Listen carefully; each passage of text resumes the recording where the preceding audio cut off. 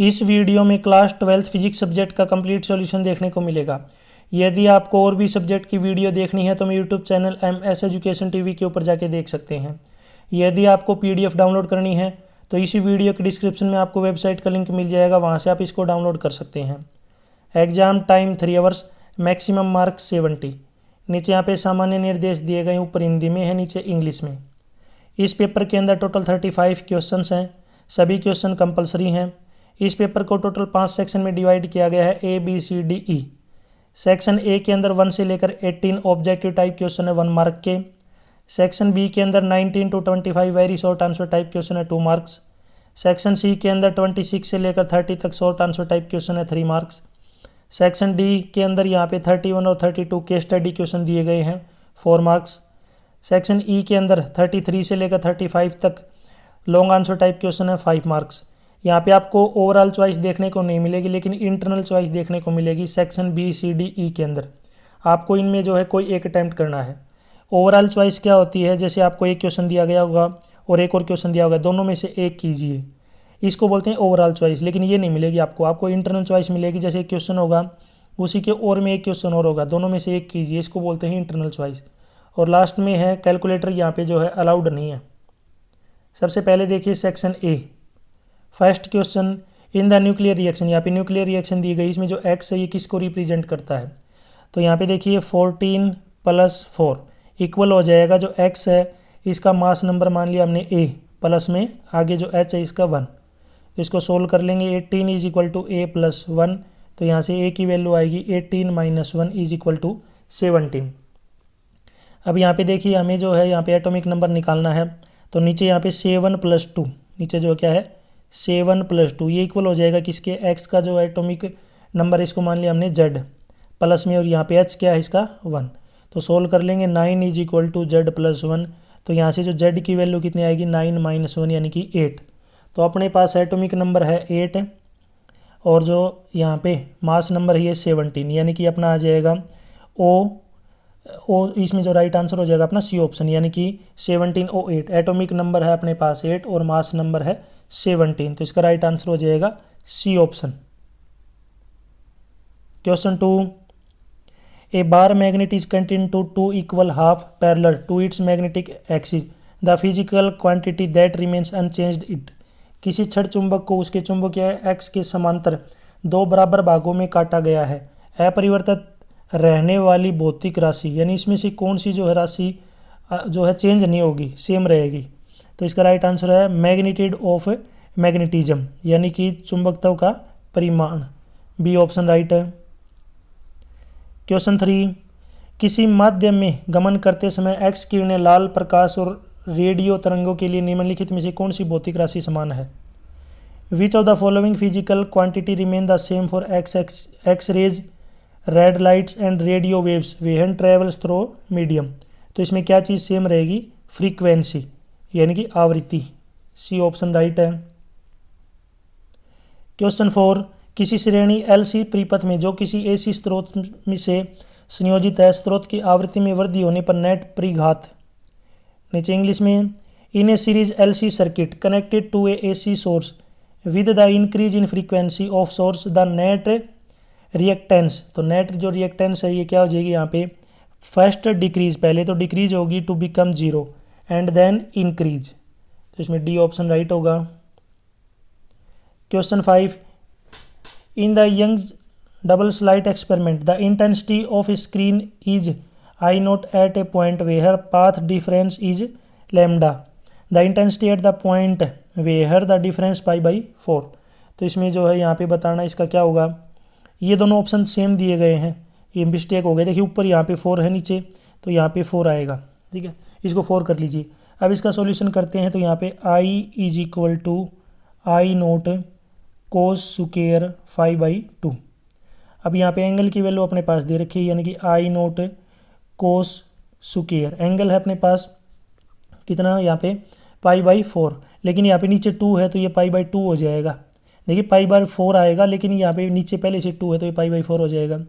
अब π/4 की जो वैल्यू होती है यहाँ पे, पहले मैं स्क्वायर को हटा लेता हूँ एक बार।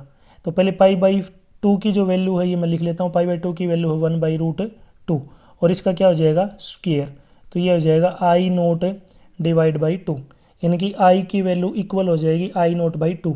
तो इसमें जो क्वेश्चन 5 का राइट आंसर हो जाएगा B option, B option right रहेगा। क्वेश्चन 6 ऊपर हिंदी में दिया गया है, नीचे यहाँ पे इंग्लिश में देखिए। विच of the following figure represents the variation of particle momentum with de Broglie wavelength associated with it.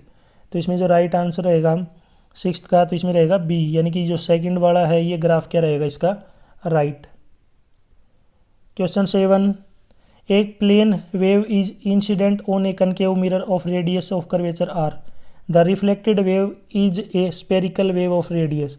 तो क्वेश्चन राइट जो 7 है इसका राइट आंसर हो जाएगा यहाँ पे r/2, B option right. Question 8 ऊपर हिंदी में दिया गया, नीचे देखिए इंग्लिश में। The impact parameter of A alpha particle approaching A target nucleus is maximum when the scattering angle theta is. तो मैक्सिमम कब होगा, तो इसमें जो है मैक्सिमम हो जाएगा यहाँ पे क्वेश्चन 8 का राइट आंसर हो जाएगा यहाँ पे 0 डिग्री, ए ऑप्शन क्या होगा यहाँ पे अपना right. Question 9, a small object lies at a bottom of a vessel filled with the water refractive index है 4/3 up to a height h, when viewed from a point above the surface of water the object appears raised by n% of h, the value of n is. यानी कि कोई लघु बिंब h ऊंचाई पर जल अब जिसका अपूर्णांक है 4/3 से भरे किसी पात्र की तलहटी पर है, जल के पृष्ठ के ऊपर से किसी बिंदु से देखने पर यह बिंब h को n% ऊपर उठा हुआ प्रतीत होता है। तो यहाँ पे n का मान बताना है, यानी इसको सोल्व करना है कि जो n का मान क्या होगा। तो यहाँ पे जो d डैश है ये बराबर होगा d/μ, यानी कि जो d डैश है इसका मतलब है अपीयरेंट डेप्थ और जो d है ये है रियल डेप्थ, याद रखना। यहाँ पे जो रिफ्रैक्टिव इंडेक्स है म्यू है इसकी वैल्यू है 4/3, इसकी वैल्यू कितनी हो जाएगी 4/3। अब इसको देखिए सोल्व करते हैं, तो d note is equal to d/4/3, 3 ऊपर चला जाएगा 3/4d, और d की जगह जो हम जो है यूज कर सकते हैं यहाँ पे h, क्योंकि जो d है ये डेप्थ है वाटर की और h जो है हाइट है वाटर की, तो d की जगह पे क्या लिख दिया h। जो अपीयरेंट हाइट होगी इसको बोलते हैं डेल्टा h, यानी कि जो अपीयरेंट हाइट वो बराबर हो जाएगी डेल्टा h माइनस में d नोट, ये और d नोट की वैल्यू है 3/4h, h में से 3/4h घटाएंगे तो ये आएगी 1/4h। तो यहाँ पे डेल्टा h की वैल्यू आ गई अपने पास 1/4h। अब हमें n की वैल्यू निकालनी है, तो ये फॉर्मूला होगा डेल्टा h/h मल्टीप्लाई में 100। तो डेल्टा h की वैल्यू है 1/4h, नीचे है h और मल्टीप्लाई में 100, h से h कटेगा, 100 का जब 4 से डिवाइड करेंगे तो 25, तो जो n की वैल्यू आएगी ये आएगी 25%। तो क्वेश्चन 9 का जो राइट आंसर हो जाएगा 25, सी ऑप्शन रहेगा इसमें राइट। आपको मुझे कमेंट सेक्शन में बताना है डायमंड का रिफ्रैक्टिव इंडेक्स क्या होता है, डायमंड में म्यू की वैल्यू क्या होगी, यानी कि म्यू नहीं इसका जो है म्यू, इसका रिफ्रैक्टिव इंडेक्स क्या होगा, ज़रूर कमेंट सेक्शन में बताइए। डायमंड का रिफ्रैक्टिव इंडेक्स कमेंट सेक्शन में ज़रूर बताएं। Question 10, what is the electric field inside a conductor, conductor के अंदर जो इलेक्ट्रिक फील्ड होगा वो क्या होगा, तो इसका राइट आंसर हो जाएगा 0, क्या रहेगा 0। Question 11, a wire of resistivity, ये इसको क्या बोलते हैं यहाँ पे rho, resistivity is stretched to 3 times of its original length, what will be the new resistivity. यदि एक प्रतिरोधकता वाली तार को उसकी मूल लंबाई के 3 गुना खींचा जाता है तो तार की नई प्रतिरोधकता क्या रहेगी, तो जो तार की जो नई प्रतिरोधकता वो क्या रहेगी रिमेन सेम, या फिर आप कह सकते हो अनचेंज्ड। वो सेम क्यों रहेगी, क्योंकि रेसिस्टिविटी होती है वो क्या करती है, वो चेंज नहीं होती, वो क्या रहेगी सेम, क्योंकि वो इसलिए चेंज नहीं होती, रेसिस्टिविटी जो है डिपेंड नहीं करती शेप और साइज ऑफ कंडक्टर, यानी कि कंडक्टर के शेप और साइज के ऊपर वो डिपेंड नहीं करती।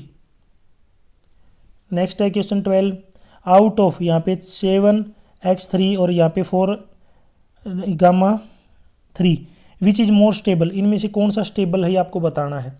तो इसमें जो स्टेबल हो जाएगा 12 में ये रहेगा अपना 7x3, इसका क्यों होगा ऐसा, due to more neutrons.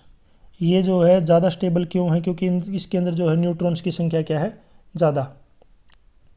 Question 13, the semiconductor behaves as an insulator at. Semiconductor जो होता है वो इंसुलेटर की तरह बिहेव कब करता है? तो ये कब करता है? 0 केल्विन के ऊपर। 0 केल्विन, इसका राइट आंसर हो जाएगा 0 केल्विन। और 0 केल्विन को क्या बोलते हैं हम? Absolute zero temperature. याद रखना, 0 केल्विन को बोलते हैं एब्सोल्यूट जीरो टेम्परेचर। तो आपको जो है क्वेश्चन 13 में केवल इतना ही लिखना है, 0 kelvin. Question 14, the capacitance dash from its vacuum value when the dielectric is inserted fully between the plates of a capacitor. जब किसी संधारित्र की पट्टियों के बीच कोई पैराविद्युत पदार्थ पूर्णतः भर दिया जाता है तो उसकी धारिता के मान में निर्वात के मान से डैश हो जाती है, तो वो क्या हो जाती है?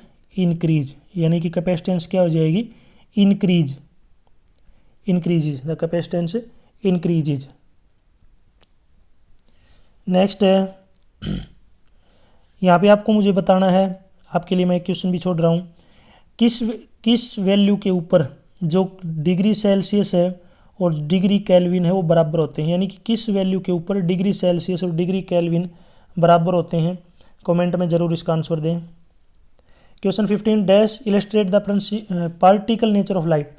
आपको बताना है कौन पार्टिकल नेचर ऑफ लाइट को इलस्ट्रेट करता है, तो इसको बोलते हैं यहाँ पे photo electric effect. Photo electric effect, इसका क्या रहेगा? Right answer. नीचे यहाँ पे असर्शन रीजन बेस्ड क्वेश्चन दिए गए हैं। अगर आपका ए और आर दोनों सही और आर करेक्ट एक्सप्लेनेशन है तो आपको ऑप्शन ए चूज करना है। बी ऑप्शन तब चूज करना है तब दोनों सही है लेकिन नॉट करेक्ट एक्सप्लेनेशन। सी ए तो सही है लेकिन आर गलत है, और डी ए गलत है लेकिन आर दोनों ही गलत हैं। तो इसमें देखिए क्वेश्चन 16 पे चलते हैं अपना। 16 में दिया गया है, देखिए पहले, silicon is preferred over germanium for making semiconductor devices. तो इसमें पहली स्टेटमेंट ट्रू। रीजन है the energy gap of germanium is more than the energy gap of silicon. Second जो स्टेटमेंट है ये क्या है? फॉल्स। तो इसमें एक स्टेटमेंट तो सही है, दूसरी फॉल्स है। तो क्वेश्चन 16 में राइट आंसर हो जाएगा अपना सी ऑप्शन। 16 में सी आंसर आएगा सी। 17 असर्शन दिया गया है, the magnetic field produced by A current carrying solenoid is independent of its length and cross sectional area. पहली स्टेटमेंट क्या है यहाँ पे? ट्रू। रीजन है the magnetic field inside the solenoid is uniform. दूसरी भी क्या सही है, लेकिन ऊपर वाले की करेक्ट एक्सप्लेनेशन नहीं है। दोनों स्टेटमेंट अपनी अपनी जगह पे सही है लेकिन इसकी करेक्ट एक्सप्लेनेशन नहीं है। तो इसमें अपना जो राइट आंसर हो जाएगा 17 में बी ऑप्शन। 17 का राइट आंसर हो जाएगा बी। यानी कि both A and R true but R is not correct explanation of A. तो बी का राइट आंसर है, 17 का राइट आंसर है B. Question 18, work done is moving a charge around a closed path in an electric field is always zero. True. Reason electrostatic force is a conservative force. ये भी क्या true है और ये इसकी करेक्ट एक्सप्लेनेशन भी है। तो इसका राइट आंसर हो जाएगा ए, ऑप्शन ए। ऑप्शन ए में देखिए ऊपर क्या लिखा हुआ गया है। ऑप्शन ए का मतलब है कि both A and R true and R is the correct explanation of assertion. Section B start हो गया, देखिए यहाँ पे question 19, how are infrared wave produced, why are these waves refer to heat waves. तो आंसर है infrared waves are produced by hot bodies and vibration of molecules.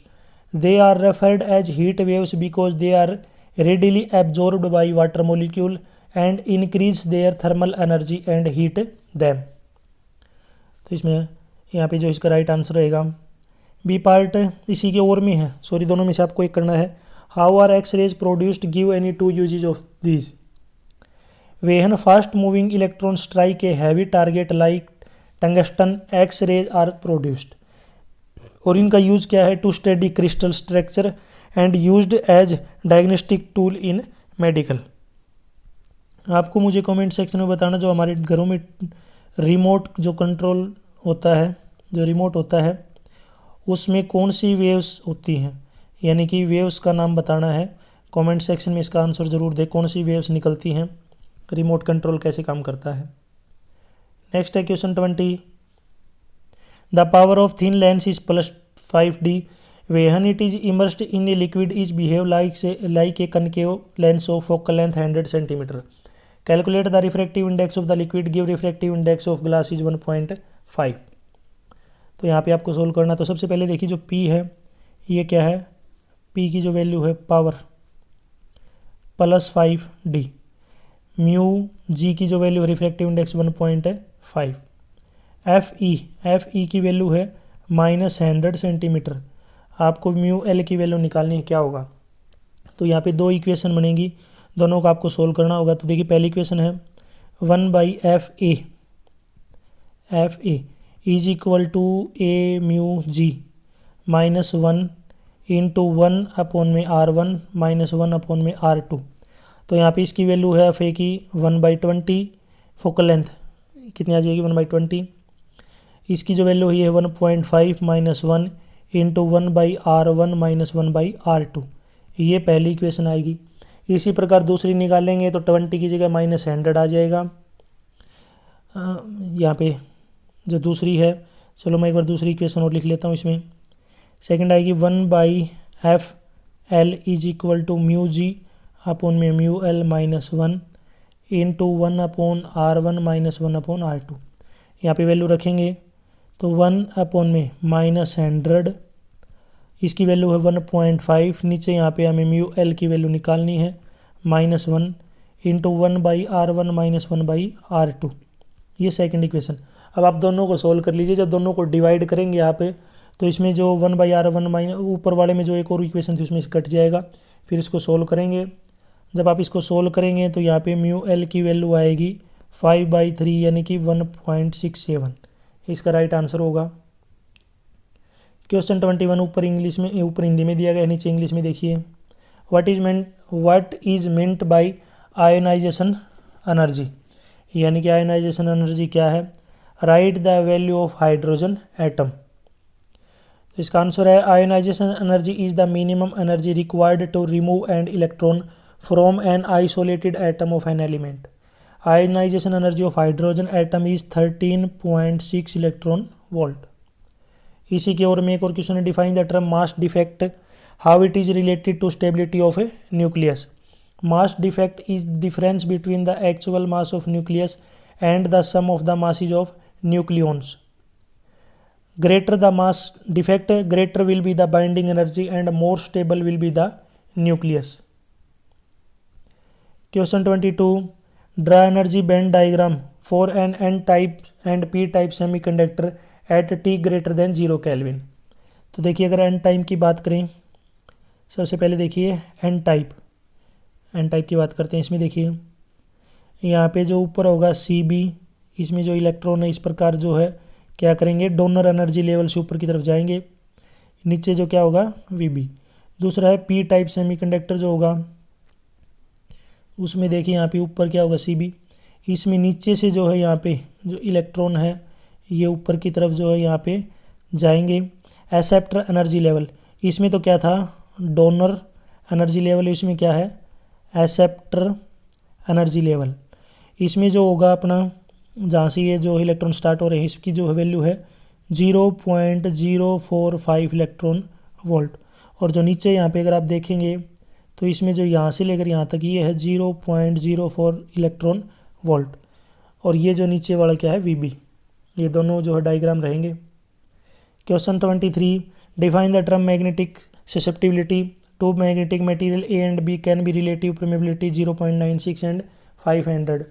Identify the magnetic material A and B, A और B को बताना है।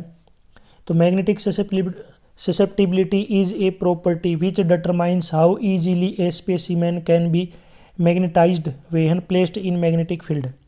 जो इसमें अपना 0.96 है, ये क्या हो जाएगा यहाँ पे डायमैग्नेटिक 0. यानी कि जो A है, A यहाँ पे क्या होगा डायमैग्नेटिक, यानी कि A की वैल्यू है 0.96।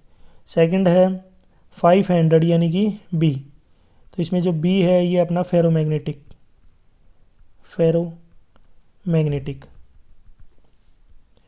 Question 24, state Coulomb's law in electrostatics and write the vector form for two charges. Answer two like charge attract और repel each other with a force which is directly proportional to the product of magnitude of charge and inversely proportional to the square of distance between them। तो इसमें जो F यानी कि जो force होगा vector है, तो इसमें 1/4 एप्सिलॉन नोट को इस प्रकार आप लिखना चाहे तो इस प्रकार लिख सकते हैं, Q1 Q2 अपॉन में R21 वेक्टर है और इसका स्क्वायर, और आगे जो है वेक्टर यहाँ पे यूनिट वेक्टर है R21, इस प्रकार रिप्रेजेंट किया जाएगा इसको। Question 25, how does resistance differ from impedance, किस प्रकार डिफरेंस है, ये डिफरेंट अलग क्यों है। आंसर है resistance is the opposition offered to both alternate current and direct current while independence is opposition offered to alternate current only। Next point, resistance is independent of frequency of source while impedance depends on frequency। Section C start हो गया। यहाँ पे देखिए question 26 3 marks का question है ये, ऊपर हिंदी में नीचे इंग्लिश में। Right the help of circuit diagram, brief explain the working of full wave rectifier using P and junction diode. इसको जो है यहाँ पे फुल वेव जो रेक्टिफायर है इसका डायग्राम बनाना है, इसको आपको समझाना है। इस पीडीएफ को आप डाउनलोड करके जो इसको आप पढ़ सकते हैं खुद। इसी के ओर में है ड्रा द, मैं इसके ऊपर वाले का जो है यहाँ पे जो फुल वेव रेक्टिफायर है इसका मैं डायग्राम एक बार आपको बना के दिखाता हूँ।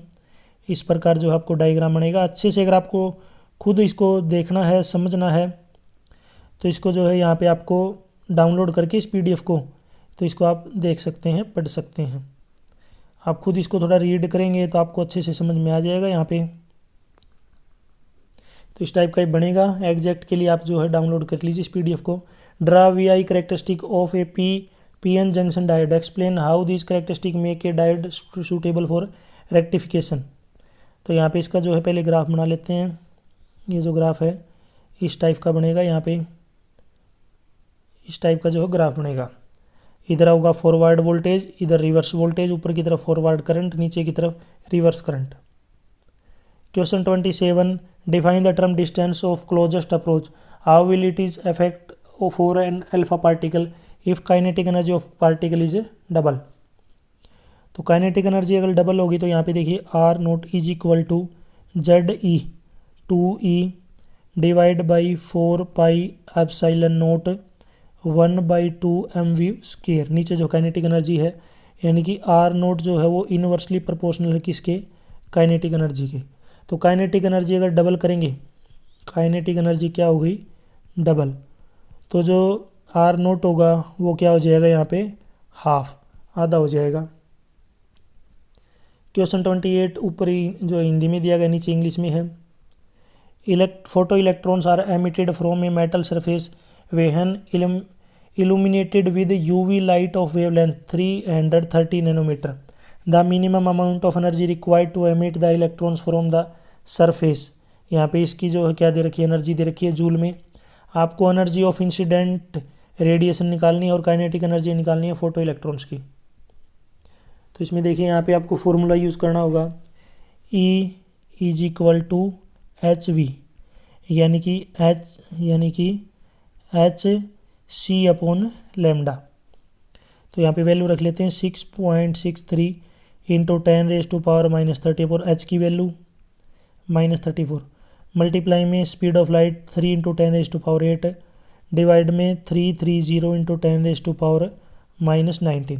सोल्व करेंगे तो ये आएगा 6.027 इंटू 10⁻19 जूल। ये जो है फर्स्ट वाले का आंसर रहेगा।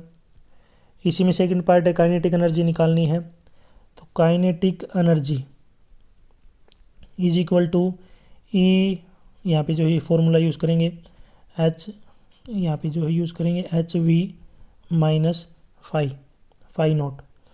नीचे यहाँ पे पहले में जो फाई नोट आगे फाई नोट सोल्व करेंगे इसको तो 6.02 इंटू 10⁻⁻19। इसमें से माइनस करेंगे 3.5 इंटू 10⁻⁻19। सोल्व करेंगे तो 2.5727 इंटू 10⁻⁻19 जूल।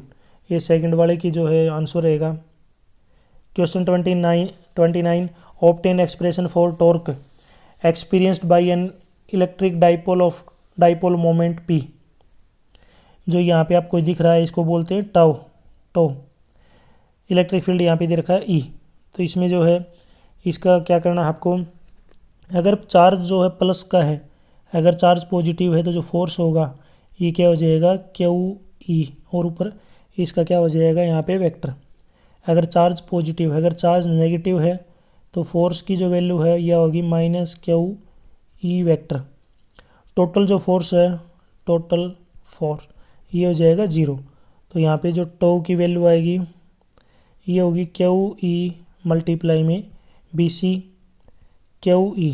तो BC की जो है यहाँ पे 2A साइन थीटा, यानी कि टोक जो है ये वेक्टर है, ये होगा P मल्टीप्लाई में E वेक्टर। इसमें सेकंड पार्ट है what happen if the field were not uniform. If the magnetic field is not uniform then dipole experiences a trajectory force as well as torque. 29 में यहाँ पे और में question दिया गया है, two identical capacitors of 12 PF each are connected in series across a battery 50 volt. How much electrostatic energy stored in combination, find the charge drawn from a battery. तो यहाँ पे सबसे पहले इसका डायग्राम बना लेते हैं। तो ये 50 वोल्ट यहाँ पे है, कैपेसिटर जो है, दोनों कैपेसिटर जो है यहाँ पे किस में जोड़े गए हैं, सीरीज में। दोनों की वैल्यू सेम है 12 PF, दोनों की जो वैल्यू क्या है 12। तो यहाँ पे दोनों की वैल्यू रख दी 12। अब यहाँ पे 1/CS, पहले कंबाइन जो कैपेसिटेंस निकालते हैं 1/12 + 1/12, यानी कि सोल्व करेंगे तो 2/12 यानी कि 1/6।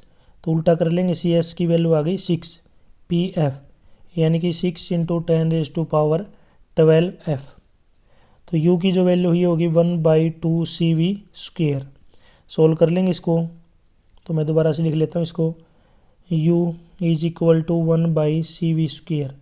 1/2 × 6 × -12 × 50 × 50। सोल्व करेंगे तो 75 × 10⁻10 जूल।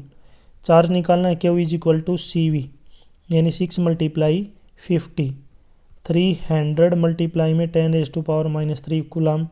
सोल्व करेंगे तो 3 × 10⁻10 कूलाम। ये जो इसका क्या रहेगा, राइट आंसर।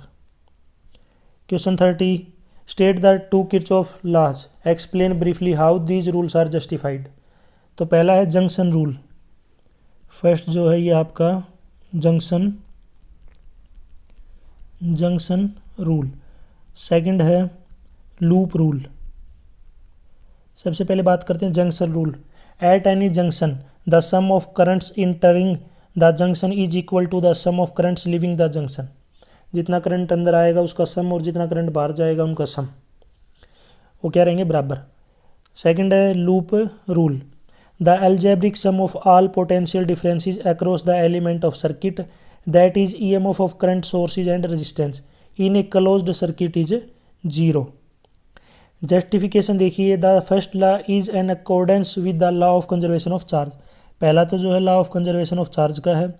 दूसरा है second law is accordance with the law of conservation of energy, law of conservation of energy.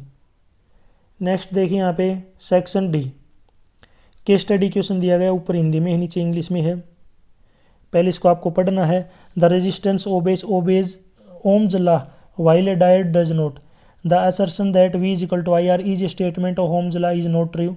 The equation defines resistance and it may be applied to all conducting devices whether they are obey Ohm's law or not। The Ohm's law asserts that the plot of I versus V is linear or is independent of V। तो पहला what is the formula correct, कौन सा formula correct है। तो इसमें जो formula है अपना पहला जो है फर्स्ट, ये भी करेक्ट है, और सी दोनों करेक्ट हैं। तो इसमें राइट आंसर हो जाएगा डी ऑप्शन। तो इसमें जो राइट आंसर होगा डी, यानी कि फर्स्ट और थर्ड दोनों ही सही हैं। बी पार्ट देखिए यहाँ पे, ए पोटेंशियल डिफरेंस दे रखा है 12 volt applied across the end of 3 kilo ohm. How much current is flowing through it, current कितना फ्लो हो जाएगा, ये हो जाएगा 4 MA। बी ऑप्शन राइट है। इसमें और में एक और पार्ट है डायमेंशन ऑफ इलेक्ट्रिकल कंडक्टिविटी और रो, यानी कि जो रो है यहाँ पे आपको इसकी इलेक्ट्रिकल कंडक्टिविटी लिखनी है। तो इसकी आएगी m-1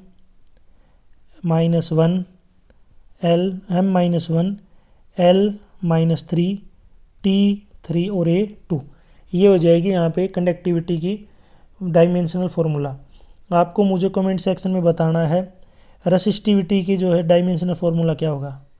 रेसिस्टिविटी डायमेंशनल फार्मूला आप मुझे कमेंट सेक्शन में ज़रूर बताएंगे। रेसिस्टिविटी ऑफ कंडक्टर या फिर इलेक्ट्रिकल रेसिस्टिविटी, कमेंट में इसका आंसर ज़रूर देंगे। Third part, define temperature coefficient of resistivity. It is defined the change in resistivity per unit original resistivity per unit rise in temperature. Current density है what type of quantity, तो current density ये क्या हो जाएगी, vector quantity, vector. Question 32 ऊपर हिंदी में है, नीचे इंग्लिश में है। इसको यहाँ पे पैराग्राफ को आप पढ़ लीजिए। इसमें पहला है define the term coherent sources. Coherent source क्या होता है, the sources of light which continuously emit light of same wavelength same frequency of same phase are called coherent sources. B part है write the condition on phase difference under the constructive and destructive interference occurs in Young double slit experiment. सबसे पहला है constructive. Constructive में जो होगा यहाँ पे x = n lambda, ये कंस्ट्रक्टिव। दूसरा है डिस्ट्रक्टिव, इसमें हो जाएगा x = 2n + 1 λ/2। थर्ड पार्ट इसका unpolarized light is of intensity I0 is incident on to a crossed polaroid. What will be the intensity of light transmitted by combination. तो इसमें क्या आ जाएगा यहाँ पे आंसर इसका 0। जो थर्ड है इसका राइट आंसर हो जाएगा 0। इसी के और में एक और क्वेश्चन है what do you mean by plane polarized light. A light in which vibration of light vectors are restricted in one particular plane. Next है इसमें fourth part what happen to the interference pattern when two coherent sources are far apart from each other. When D is very large, fringe width will decrease and cannot be seen separately. इसका क्या होगा right answer. Section E, यहाँ पे 5 marks के question दिए गए हैं। Drive the expression for the force between two long straight parallel conductors carrying current in same direction, hence define 1 ampere. इसी की ओर में explain principle construction and working of moving coil galvanometer by drawing its diagram. आपको इसी video के description में आपको website का लिंक मिल जाएगा, वहाँ से आप इस PDF को डाउनलोड करके इनको आराम से आप समझ सकते हैं, क्योंकि लेंथी क्वेश्चन है। 34 में what is the total internal reflection, state the essential condition for the phenomenon of total internal reflection. इसके लिए जो है क्या कंडीशन होनी चाहिए।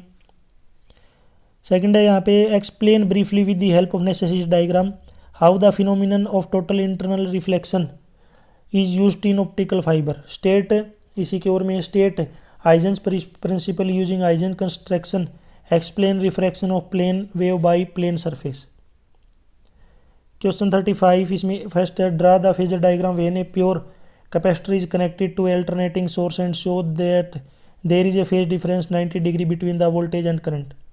Second question write down the Faraday's law of electromagnetic induction. Faraday's law लिखना है आपको। यहाँ पे देखिए, आपको मुझे कमेंट सेक्शन में बताना है फैराडेज के कितने लॉ हैं और उनके नाम बताने हैं, क्या नाम है, कमेंट सेक्शन में ज़रूर बताएं। इसी की ओर में है what is AC generator, draw with the help of circuit diagram, explain principle and working. यहाँ तक वीडियो अपनी कंप्लीट हो चुकी है। वीडियो अच्छी लगी तो उसको लाइक करें, अपने दोस्तों के साथ ज़रूर शेयर करें। और भी वीडियो देखनी है तो मेरे YouTube channel MS education TV के ऊपर जाके देख सकते हैं। यदि आपको PDF डाउनलोड करनी है तो इसी वीडियो के डिस्क्रिप्शन में आपको वेबसाइट का लिंक मिल जाएगा, वहाँ से आप इसको डाउनलोड कर सकते हैं। वीडियो के बीच में मैंने आपसे कुछ क्वेश्चन पूछे हैं, वो क्वेश्चन मैं इसलिए पूछता हूँ ताकि मुझे पता चले आपको कितनी नॉलेज है, और साथ ही साथ आप जो है कितने अटेंटिव है, कितने अल्टरनेट जो है यहाँ पे अलर्ट हैं वीडियो देखने के लिए, कितना ध्यान से देखते हैं। तो बिल्कुल नॉर्मल से क्वेश्चन है। अगर आपने वीडियो को ध्यान से देखा तो उनके आंसर आप मुझे ज़रूर कमेंट सेक्शन में बताएं। फिर भी अगर आपको आंसर नहीं आते हैं तो भी आप कमेंट कीजिए, मैं आपको कमेंट में जो है आपको राइट आंसर बता दूंगा, क्योंकि वो इंपॉर्टेंट क्वेश्चन है। यदि आप मुझे फेसबुक, इंस्टाग्राम, टेलीग्राम, व्हाट्सएप पे फॉलो करना चाहते हैं तो उसका लिंक आपको इसी वीडियो की डिस्क्रिप्शन में मिल जाएगा, वहाँ से आप मुझे डायरेक्ट फॉलो कर सकते हैं। Thanks for watching.